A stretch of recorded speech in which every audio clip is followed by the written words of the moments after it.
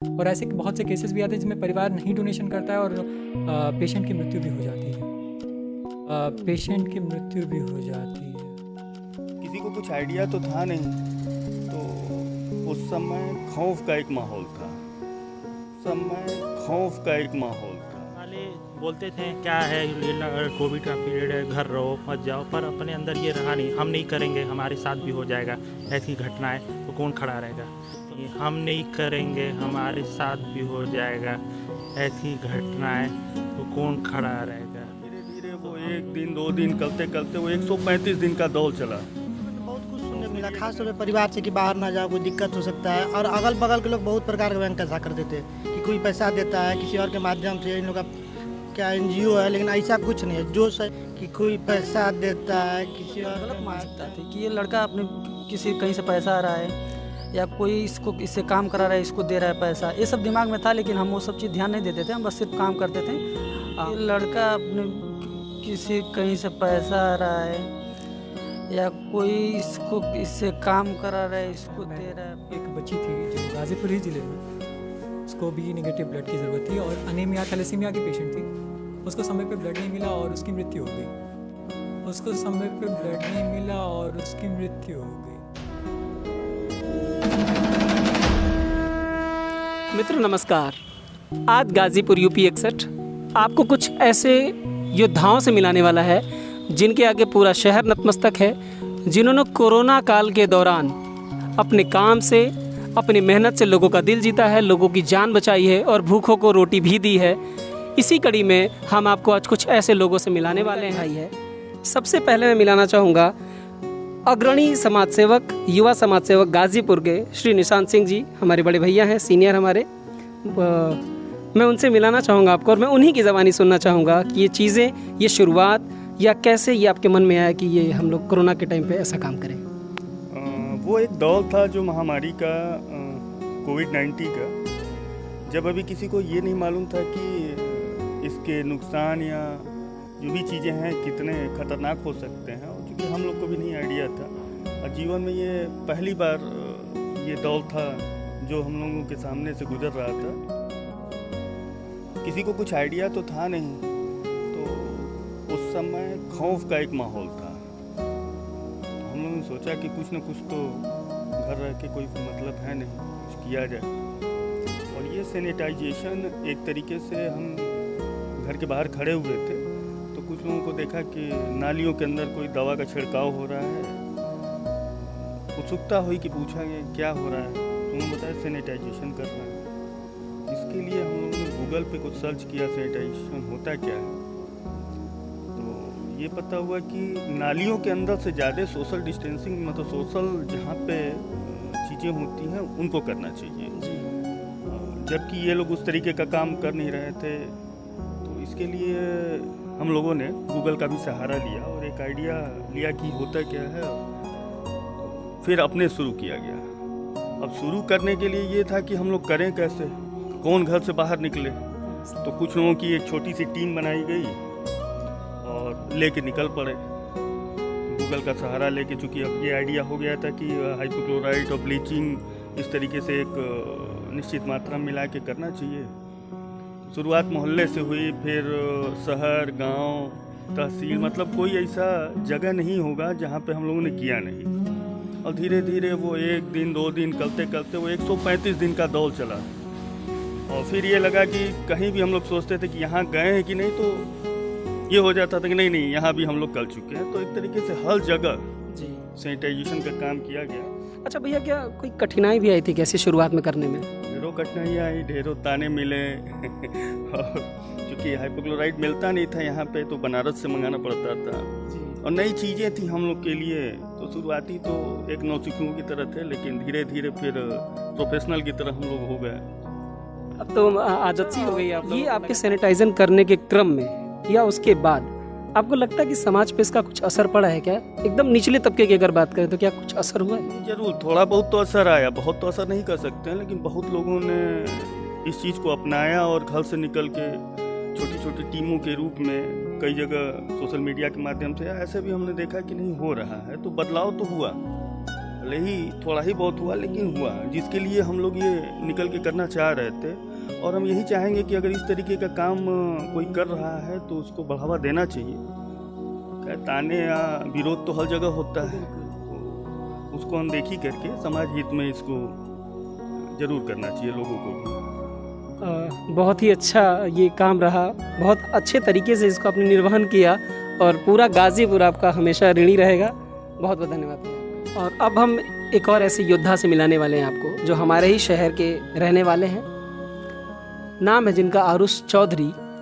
पूरे कोरोना के टाइम या यूँ कहें पिछले 4 से 5 सालों में इन्होंने लगातार जिन्हें भी ब्लड की ज़रूरत पड़ी है गाज़ीपुर या आसपास के अन्य ज़िलों में या यूँ कहें कि पूरे प्रदेश भर में जहाँ कहीं से भी इन्हें जानकारी मिलती थी कि ब्लड की ज़रूरत है, ये वहाँ पर ब्लड का इंतज़ाम कराते थे अपने सोर्सेज के थ्रू। तो आइए सुनते हैं उन्हीं की ज़बानी कि उनको ये करने की प्रेरणा कहाँ से मिली। आरुष, सबसे पहले बहुत बहुत धन्यवाद कि हमें एक मौका मिला गाज़ीपुर यूपी 61 ग्रुप में अपनी आवाज़ रखने की। तो प्रेरणा की बात है तो कुछ समय पहले एक बच्ची थी जो गाज़ीपुर ही ज़िले में, उसको भी निगेटिव ब्लड की ज़रूरत थी और अनीमिया थैलेसीमिया की पेशेंट थी। उसको समय पे ब्लड नहीं मिला और उसकी मृत्यु हो गई। तब से हम सोशल मीडिया की हेल्प से इस मुहिम को छेड़े और करीब 900 से ज़्यादा लोगों को हम पूरे भारत में ब्लड मुहैया करें। पिछले कुल लगभग 4 सालों में अपने 900 से ज़्यादा लोगों को ब्लड मुहैया कराया है। बहुत गर्व का विषय है कि हमारे शहर में भी ऐसे लोग हैं। अच्छा आरुष, क्या आपको किसी तरीके की परेशानी कठिनाई आई क्या ये ब्लड डोनेशन कराने में? ऐसी कठिनाई बहुत आती है जिसमें पता लगता है कि परिवार वाले ही ब्लड नहीं देना चाहते हैं। अच्छा, बिल्कुल। और फिर बहुत मोटिवेट करने के बाद, उनको बताने के बाद फिर क्या कहते हैं, लोग आगे आते हैं, फिर ब्लड डोनेशन करते हैं। और ऐसे बहुत से केसेस भी आते हैं जिसमें परिवार नहीं डोनेशन करता है और पेशेंट की मृत्यु भी हो जाती है।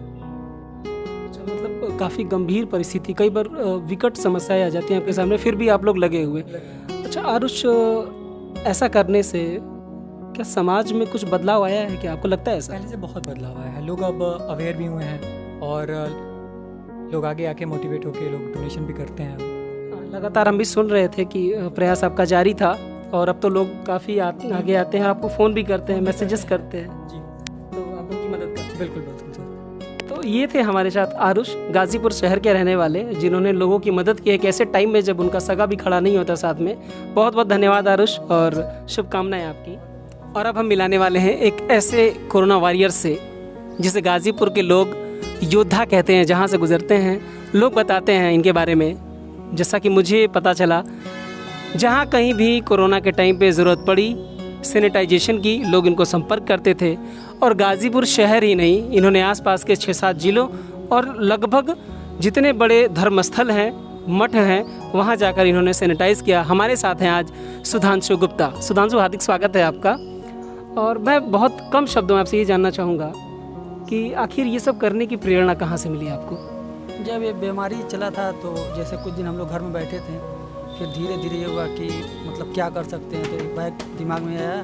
फिर और से लोगों समाज सेवा काम कर रहे थे तो हम उस सक्षम नहीं थे, तो हम सोचे हम अकेले क्या कर सकते हैं। तो 1-2 लोग ऐसे सैनिटाइजेशन का काम कर रहे थे। फिर हम स्वयं मतलब 2-4 दोस्तों के साथ मिलके डब्बा वगैरह खरीदें और फिर वो दवा मिलना चालू हुआ और फिर उसके साथ हम ये काम स्टार्ट कर दिए। तो ये सब चीज़ें आपने जो शुरुआत की, कुछ खुद से और कुछ दोस्तों की मदद से आपने शुरू किया। अच्छा, परेशानी क्या क्या आई आपको इस दौरान? परेशानी ये आई, परेशानी नाम का चीज़ था कि लोगों के अंदर गलत मानसिकता थी कि ये लड़का अपने किसी कहीं से पैसा आ रहा है या कोई इससे काम करा रहा है, इसको दे रहा है पैसा, ये सब दिमाग में था। लेकिन हम वो सब चीज़ ध्यान नहीं देते थे, हम बस सिर्फ काम करते थे मास्क लगा के और आदमी चेहरा भी ना पहचाने और हम करके चले जाते थे। दुनिया क्या कहे, ये सब हमसे मतलब नहीं था, हमका बस हमारा काम था। जो एक सवाल और कि आपको क्या लगता है ये सब करने के बाद आपके आसपास में कुछ बदलाव आया है क्या लोगों की मानसिकता में? हम सोचे कि अगर हम काम स्वयं कर रहे हैं तो कुछ लोग अगर ऐसे करके बाहर आएंगे, घर से 1-2 लोग भी आएंगे, तो इस बीमारी, कोई भी महामारी चाहे बीमारी आता है तो लोगों को लड़ना चाहिए। तो एक लड़ने की क्षमता मिलेगी, सभी लोग डर के अंदर रहेंगे तो एक भयानक स्थिति होगी। इसलिए हम सोचे समाज में एक अच्छा संदेश जाए, हम स्वयं निकले, स्वयं बचाएं। इससे कुछ तो अगर कुछ परसेंटेज भी बच गए होंगे तो इसलिए हम ऊपर वाले का बहुत बहुत धन्यवाद रहेगा हमारे। बहुत बहुत धन्यवाद सुधांशु। और इनका कुल मिला के ये था कि मेहनत बहुत की इन्होंने, लोग मानते हैं इस चीज़ को, लोगों ने देखा है। तो हम एक बार फिर से आपका बहुत बहुत धन्यवाद करना चाहेंगे। धन्यवाद सुधांशु। और अब हम आपको मिलाने वाले हैं शहर के 2 ऐसे योद्धाओं से। ये आप देख सकते हैं कि जुगल जोड़ी है। मैं नाम पहले बता दूं, आप हैं रजनीश मिश्रा और आप हैं मेरे साथ अभिषेक यादव।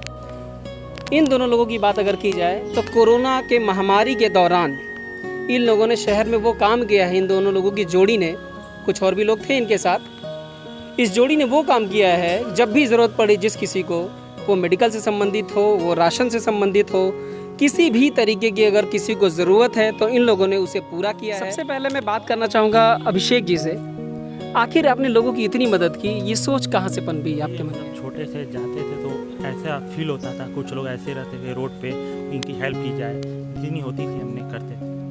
अच्छा, ये मतलब बचपन से आपके मन में इच्छा थी और इस कोरोना के दौरान वो उभर के बाहर आई। शुरू से ही मन में ये था कि जितना हो सके उतना करा जाए, 2 रुपया या 5 रुपया जो भी हो, अपने डिफरेंट सेल्फ वो करना चाहिए।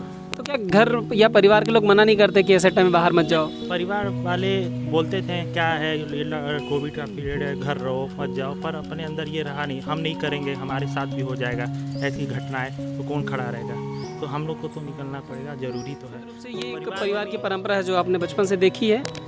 और मैं एक सवाल और करना चाहूँगा केवल आपसे कि क्या आपको लगता है ये सब करने के बाद कुछ और लोग भी आगे आए हैं क्या इस जिले में? बहुत लोग आगे हैं, बहुत लोग इस पीरियड लगाना या अनेक चीज़ों में लोग बहुत आगे हैं। इस बार युवाओं ने बहुत काम किया है हमारे। कुल मिला के ऐसे लोगों को देख के हमारे शहर के और भी लोग आगे आ रहे हैं, बड़ी खुशी की बात है अभिषेक जी। और अब मैं मिलाने वाला हूँ आपको रजनीश मिश्रा से, युवा समाज सेवक हैं।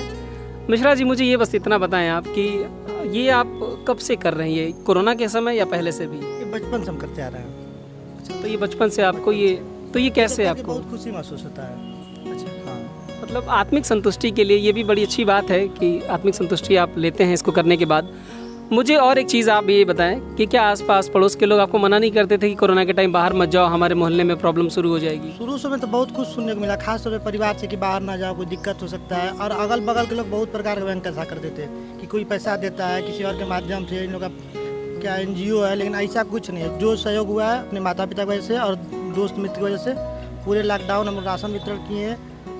हमारी से सबको सम्मानित करता है, सुधांशु भाई और वरुण भैया, निशांत भैया, विभा दीदी, सबको जिले में हमने सम्मानित करने का काम किया। हमारे साथ जितने छोटे भाई थे सबसे ज़्यादा कदम मिला के चढ़े, खास तौर पे गाजीपुर के नौजवान साथी इस आपदा में, जिसे इतना बड़ा आपदा आया हुआ है पिछले 2 बार से, सबसे ज़्यादा नौजवान साथी चले हुए हैं। निश्चित रूप से युवाओं ने ही मोर्चा संभाला था। और मैं खास तौर पर धन्यवाद इसलिए देना चाहूँगा कि जो सबसे बड़ा काम आपने किया, भूखों को आपने जो रोटी दी है कोरोना के टाइम पे, जो राशन पहुंचाया है आपने, मुझे किसी और लोगों से के माध्यम से ये पता चला है, वो काबिल तारीफ़ किया है। बहुत बहुत धन्यवाद आपको, और गाजीपुर की जनता हमेशा आपको याद करेगी। धन्यवाद। तो आज हमने मिलाया आपको गाजीपुर के उन योद्धाओं से जिन्होंने कोरोना के टाइम पर लोगों की मदद की, प्रशासन का भी बहुत सहयोग किया। हालांकि लिस्ट बहुत लंबी है शहर में जिन्होंने भी काम किया है, सहयोग किया है। हम उन सबसे मिलाएंगे आपको बारी बारी, सबसे रूबरू कराएंगे। आप बने रहिए हमारे साथ। और अगर आज का वीडियो अच्छा लगा हो तो लाइक करें, कमेंट करें और शेयर करें। कुछ कमी हो तो हमें ज़रूर बताएं।